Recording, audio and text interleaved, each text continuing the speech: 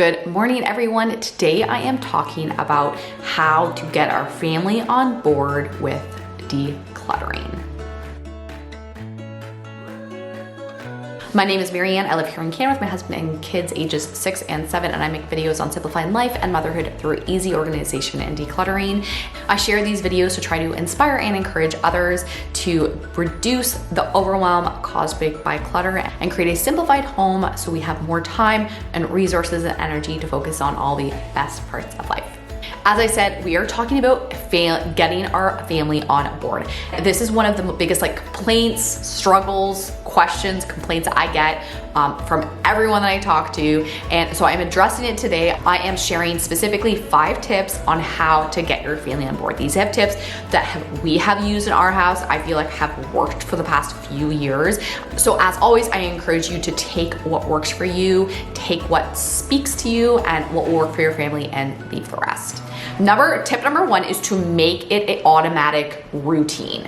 So anything to do with decluttering, to make it as automatic, systematic. Human brains love things that do not require energy. So if you set up a system that requires a ton of energy and it's kind of complicated, people don't think about it, it's probably not going to work. And one of the easiest things to do that I talk about all the time is having a donation station. So having a specific spot in your house where all of donations go, anything outgoing. I've also talked about the returns bin that we have in our house, where anything that we're returning to another family member. If you use the library a lot, having a specific spot for all the library items so you know where they are when they are ready to be returned. Having a designated spot will encourage all family members to put stuff in it without even thinking. On a regular basis, I will go to our donation pile and our donation spot, and I'll gather everything up to drop it off. And there is almost always something in there that Scott put in there without discussing it. We didn't talk about it. He just decided, you know what, I don't need this t-shirt or this golf shirt. I've outgrown this golf shirt, or I just don't like it anymore. And he puts it in that pile, and it is going out of our house, and it doesn't need to be talked about. It's one less thing for us to discuss, and he just tosses it in, and he knows it's part of the routine. If you have a large home with multiple levels, we've often heard of families that have kind of 2 spots for donations or outgoing items. So if you have a big 4-bedroom house and there's 4 bedrooms up on the top level, having a secondary little basket or something for everything that's outgoing that nobody needs anymore or wants anymore, toss it all in there. It's so easy so that when people are getting ready in the morning, they can just toss items in as they go, and then that all eventually gathers up and gets taken out of the house. My kids on a regular basis now know that that's where items go, and they just whip it in, and there is no discussion and no big hoopla about it. It just goes in there. Another thing to make automatic is taking the donations, actually getting rid of them. So maybe it's making it that's a specific person's job. So whether that's your job, your spouse's job, maybe you have an adult child or in-laws that you living with you, whatever the family dynamic is in your home, there's one designated person that's in charge of dropping the donations off, keeping an eye on the bin, knowing when it's full, getting rid of it everything, knowing where it's supposed to go, if maybe things have to go to different areas, whatever it is, but making that part of just a regular routine. So it's not oh, why didn't that get done? Or who's supposed to do that? It's a specific person with a specific task, or maybe everyone does it, and everyone goes on the first Saturday of every month, and all of outgoing items get taken away out of the house permanently. Anything you can do to make decluttering and simplifying your home an automatic system for you and your family will make life so much easier. Number 2 is to communicate. So there is a 99.9% chance that your family and your friends and everyone who lives with you wants you to be happy. And in order for them to make you happy, they need to know specifically and exactly what you need from them, or what you need, or how you envision your house to feel and look and be. I know when I first started, I would just get these moments of just overwhelm, and I would have a meltdown, or I would cry, or I would yell at the kids, or I would yell at Scott, and it was just I couldn't handle it in those moments. So what I have sort of tried to train myself to do is to pause in that moment, and I'm okay, what is it that's really bothering and I'm going to wait until I am calm and I have a plan and I go about it strategically and I have these conversations in a way that I am very direct. I explain exactly what we need to happen, and then together with the family members, we come up with a plan that's going to work for me, that's going to work for everyone else, and that's going to actually just work.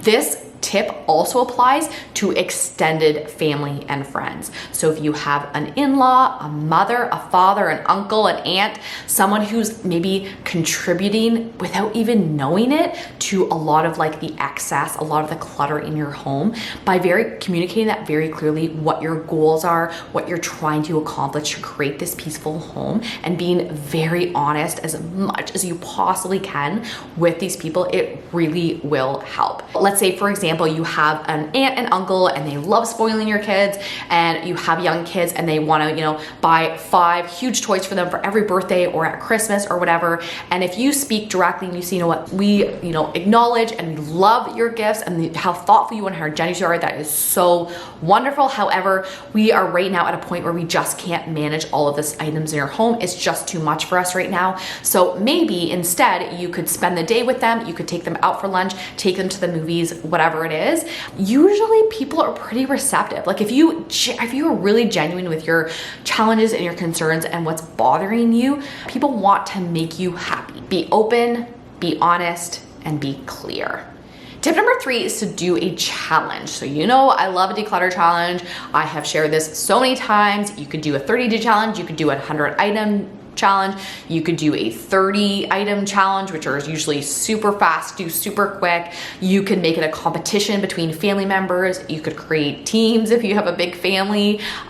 You could just do a challenge yourself on your own. One thing we did when the kids were really little, I was at the point where just toys were such an issue with me, and I just could not handle how many we have. I couldn't manage them. I couldn't keep up with maintaining them.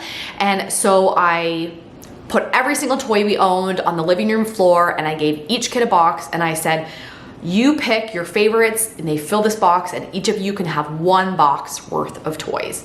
And they did it, and they loved it. They thought it was like such a fun activity at the time, and everything that didn't fit in the boxes, they weren't their favorites, and I knew that, and we let go of them, and there was never question. Never to this day, that was years ago, and never it was ever like discussed again, or anyone missed anything, or we regretted anything we let go of. So that's like a fun one to do when anyone's like very little. If shopping is like a weakness for your family or a struggle, maybe it's like the incoming that's really being a bit of an issue, doing a full family spending freeze could be like a fun one to do together.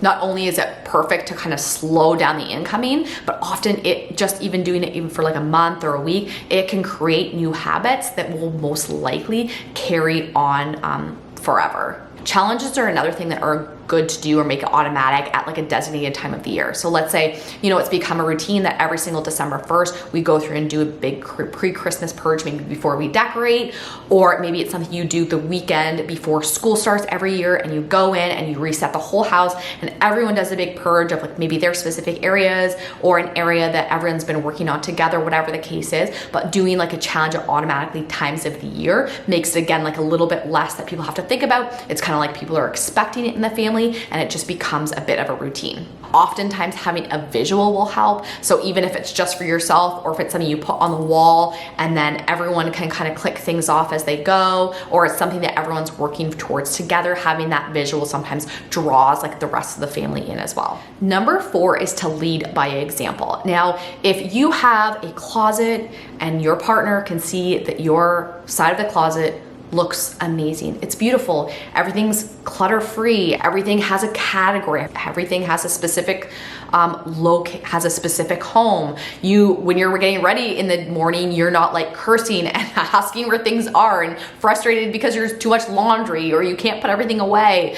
Your partner is going to see that, and it might not happen right away, but eventually people, when they live and they see how you're doing and you're organizing your spaces and you're creating clutter-free zones, they are going to want that. It is inevitable. When we first started, and whenever even sometimes still now, I'll get frustrated. I'll see like, Scott's part of the garage, which it's always like his workspace or his workbench downstairs, and I'll be like so annoyed by how messy it is or how much stuff's in there. I just, refocus my energy to areas that I do have control over, and I just lead by example. There is almost never a shortage of areas that I do have control over that I know that I can continue to clear out and purge and, or organize. And sometimes it's just a matter of letting that go and just focusing on the areas you do have control over and just leading by example as much as possible. I have watched our kids over the last 5-6 years and how much they have taken in from how the rest of the house feels, the routine of purging things. Just the other day, Amy Rose got 2 big bags of hand-me-down clothes, and she said, all right, Mom, let's go through them. And we dumped them out and we went through them together, and she did a lot of it. And even a lot of it she did by herself. She said, you know what, I don't like this fabric, or I know I don't like the color green, Mom, so I'm gonna put these shorts, I'm not gonna keep these shorts, I'm gonna let those go. And we ended up getting rid of half of it and keeping half.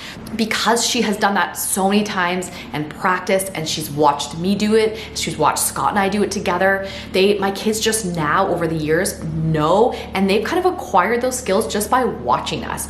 On a regular basis, I will have consultations with clients, and they will be in their house and they just like so overwhelmed, and they just feel stuck, and they just are kind of frozen, don't know what to do, genuinely can't move forward. And I have them oftentimes say to me, you know what, like this is kind of just how I lived growing up, and as much as I hate it or I feel overwhelmed by it, I was never taught the kids skills as a child of how to deal with this. It really sticks with me when people say that, because although, maybe our kids are griping when we're trying to like, encourage them to, let go of stuffies or to go through their book collection, you are giving those skills. We are sharing those skills with our kids, which they will keep with them for the rest of their lives. When they move into their own house and they have their own family, they're gonna have those skills so they can easily, without struggle, create these peaceful spaces to be in and waste less time and resources on having to manage them.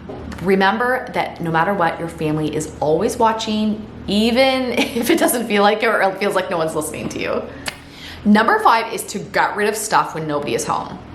And this is like sort of a joke, but sort of not. There are going to be areas of the house that even if maybe they aren't your personal belongings, they're probably gonna be stuff that you can make those decisions on. Now, your family dynamic, whatever the setup of your family is, there's gonna be areas that definitely you need input from other family members, but there's gonna be things, like if you have, 3-year-old is just not gonna have the capacity that you will as an adult. They don't understand that they can't keep every single toy they've ever received. So sometimes it's something that you're gonna work with your kids, and that's great, but there's gonna be times where it's just like, you gotta get it done. And if you know your family, there are certain easy categories like office supplies. No one cares if you get rid of too many pens or highlighters. Anything stuck under the couch probably is there because no one's noticed it's missing and no one really cares.